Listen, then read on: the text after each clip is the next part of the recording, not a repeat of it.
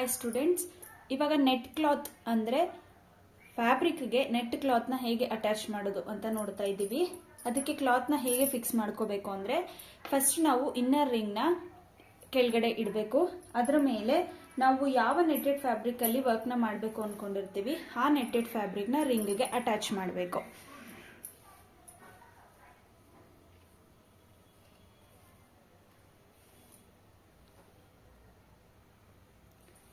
ಈ ಥರ ರಿಂಗ್ಗೆ ಹಾಕಿದ ಮೇಲೆ ಅದರ ಮೇಲೆ ಪಾಪ್ಲಿನ್ ಕ್ಲಾತ್ನ ಹಾಕೋಬೇಕು.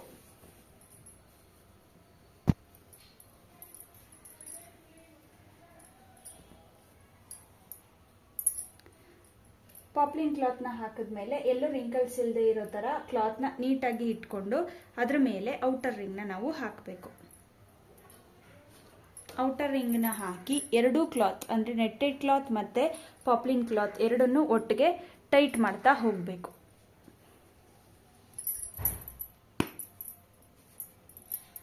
ಎರಡೂ ಕ್ಲಾತನ್ನು ಇವಾಗ ನೋಡಿ ನಾನು ನೆಟ್ಟೆಡ್ ಕ್ಲಾತ್ ಮತ್ತು ಪಾಪ್ಲಿನ್ ಕ್ಲಾತ್ ಎರಡನ್ನೂ ಒಟ್ಟಿಗೆ ಈ ಥರ ಟೈಟ್ ಮಾಡ್ತಾ ಹೋಗ್ತೀನಿ.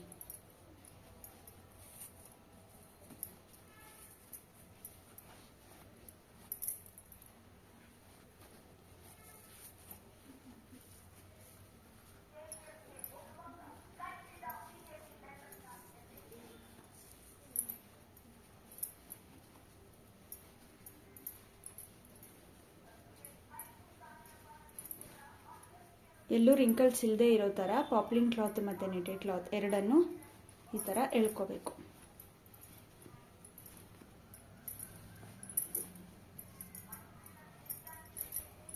ಪೂರ್ತಿ ಎಳ್ಕೊಂಡಾದ್ಮೇಲೆ ಕೆಳಗಡೆಯಿಂದ ಪಾಪ್ಲಿನ್ ಕ್ಲಾತ್ನು ನೆಟ್ಟೆಡ್ ಕ್ಲಾತ್ನು ಒಂದ್ಸಲ ಚೆಕ್ ಮಾಡ್ಕೊಳ್ಳಿ, ಲೂಸ್ ಇದೆಯಾ ಏನು ಅಂತ ಅಥವಾ ರಿಂಕಲ್ಸ್ ಇದೆಯಾ ಅಂತ. ಇವಾಗ ನಾವಿಲ್ಲಿ ನೋಡ್ಬೋದು ಎಲ್ಲೂ ಇಲ್ಲಿ ಮಾತ್ರ ರಿಂಕಲ್ಸ್ ಇದೆ. ಅದನ್ನು ನಾವು ಪಾಪ್ಲಿನ್ ಕ್ಲಾತ್ ಜೊತೆಗೇನೆ ಟೈಟ್ ಮಾಡ್ಕೋಬೇಕು.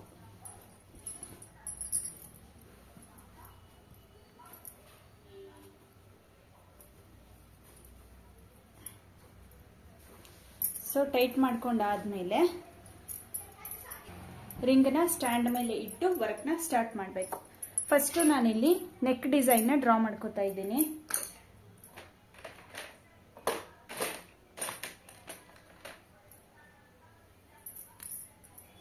ನಿಮಗೆ ಗೊತ್ತಾಗಲಿ ಅಂತ ನಾನು ರೆಡ್ ಇಂಕಲ್ಲಿ ಮಾರ್ಕ್ ಮಾಡ್ಕೋತಾ ಇದ್ದೀನಿ. ಜಸ್ಟ್ ಒಂದು ಬಾಕ್ಸ್ ಶೇಪ್ನ ಡ್ರಾ ಮಾಡಿ ಫಸ್ಟು, ಆಮೇಲೆ ನಾವು ಅದಕ್ಕೆ ಬ್ಯಾಕ್ ನೆಕ್ ಯು ಶೇಪ್ ಅಥವಾ ರೌಂಡ್ ಶೇಪ್ ಏನಂತ ಕೊಡ್ತೀವಿ ಅದನ್ನು ಹಾಕಬೇಕು.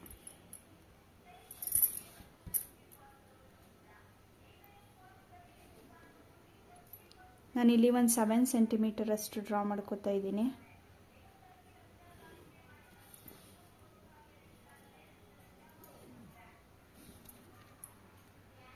ಇಲ್ಲಿ ನಮಗೆ ಶೋಲ್ಡರ್ ಬರುತ್ತೆ. ಶೋಲ್ಡರ್ ಬಂದಮೇಲೆ ಇಲ್ಲಿ ನಮಗೆ ಆರ್ಮ್ ಹೋಲ್ ಬರುತ್ತೆ. ಆರ್ಮ್ ಹೋಲ್ ಬಂದಮೇಲೆ ಇದು ನಮಗೆ ಶೇಪ್.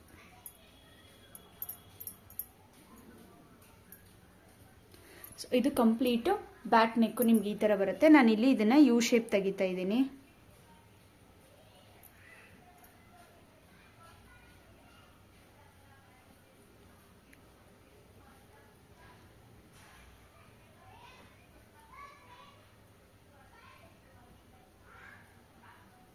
ಈ ಥರ ಕೈಯಲ್ಲೇ ನೀವು ಡ್ರಾ ಮಾಡ್ಕೋಬೇಕು.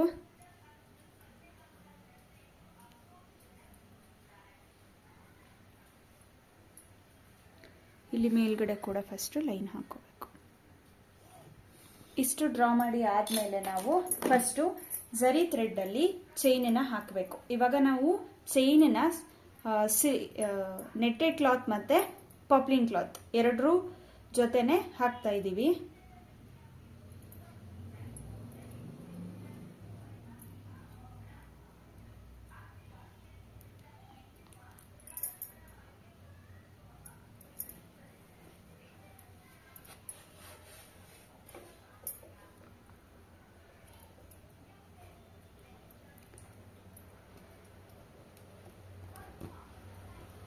ಎರಡೆಳೆ ಹಾಕಬೇಕು.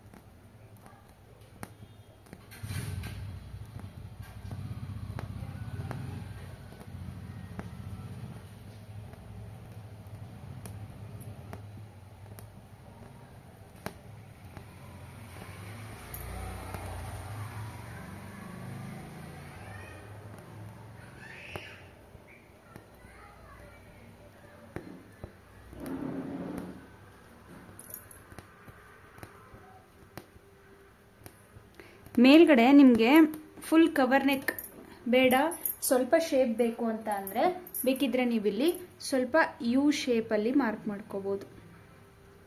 ಈ ಥರ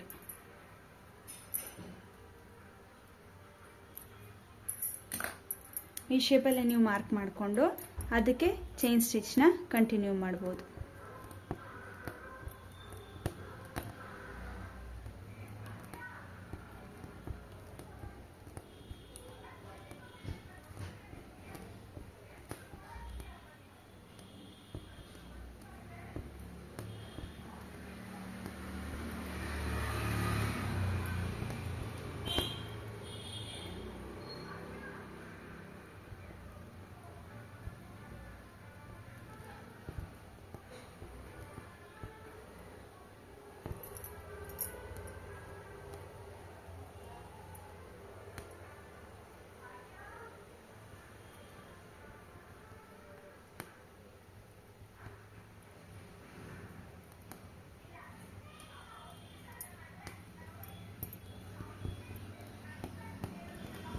ಎರಡು ಲೈನ್ ಹಾಕೋಬೇಕು.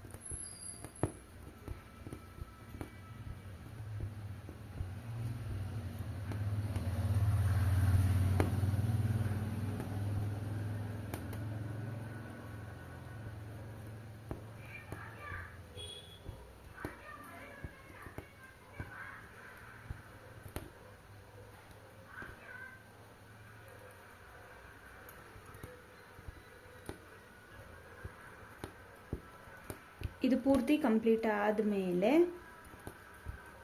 ಕರೆಕ್ಟಾಗಿ ವಿಡಿಯೋನ ಅಬ್ಸರ್ವ್ ಮಾಡಿ ನೋಡಿ, ಸ್ಕಿಪ್ ಮಾಡಬೇಡಿ. ತುಂಬ ಇಂಪಾರ್ಟೆಂಟ್ ವರ್ಕ್ ಇದು, ಯಾಕಂದರೆ ನಿಮಗೆ ಅಡ್ವಾನ್ಸ್ ಕೋರ್ಸಲ್ಲಿ ಈ cut work, 3D patch work, netted cloth fixing ಎಲ್ಲ ತುಂಬಾ ಇಂಪಾರ್ಟೆಂಟ್ ವರ್ಕ್ಗಳು. ಇದಿಷ್ಟು ಕಂಪ್ಲೀಟ್ ಆದಮೇಲೆ ಫಸ್ಟು ಈ ನೀಡನ್ನು ಮಿಡ್ ಪಾಯಿಂಟಲ್ಲಿ ಈ ಥರ ಚುಚ್ಚಿ ಹೋಲ್ ಮಾಡಬೇಕು. ಬಟ್ಟೆ ಹೋಲ್ ಮಾಡಿ ಆದಮೇಲೆ ನೀವು ಜೋಪಾನವಾಗಿ ನೆಟ್ಟೆಡ್ ಕ್ಲಾತ್ನ ಬಿಟ್ಟು ಬರೀ ಈ ಕ್ಲಾತನ್ನು ಮಾತ್ರ ಕಟ್ ಮಾಡ್ತಾ ಹೋಗಬೇಕು. ಕಟ್ ಮಾಡಬೇಕಾದ್ರೆ ನೋಡ್ಕೊಳ್ಳಿ, ಕೆಳಗಡೆ ನೆಟ್ಟೆಡ್ ಕ್ಲಾತ್ನ ಬಿಟ್ಟು ಮೇಲ್ಗಡೆ ಇದನ್ನು ಮಾತ್ರ ನೀವು ಕಟ್ ಮಾಡ್ತಾ ಹೋಗಬೇಕು.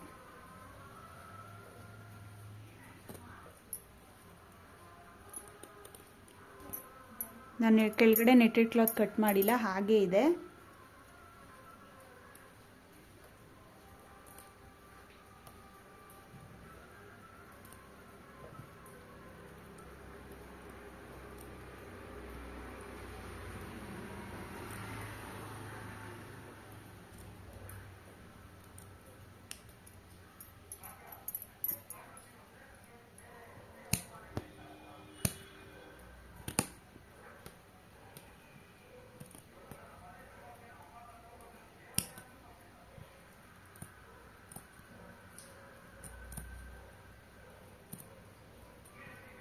ಸ್ವಲ್ಪನೇ ಈ ಥರ ಕ್ಲಾತ್ನ ಎಳ್ಕೊತಾ ನೀವು ಈ ಥರ ಬೇಕಿದ್ರೆ ರೊಟೇಟ್ ಮಾಡಿ ಇಟ್ಕೊಳ್ಳಿ.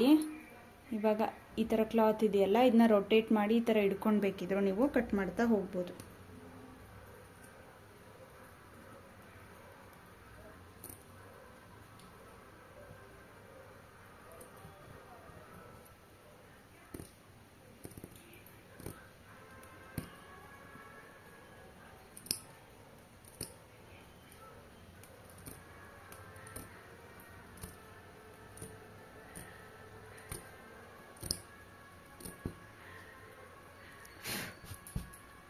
ಈ ಎಕ್ಸ್ಟ್ರಾ ಕ್ಲಾತ್ ಏನಿದೆ ನೀವು ಬೇಕಿದ್ರೆ ಅದನ್ನು ಈ ಥರ ಟ್ರಿಮ್ ಮಾಡ್ತಾ ತೆಗಿಬೋದು.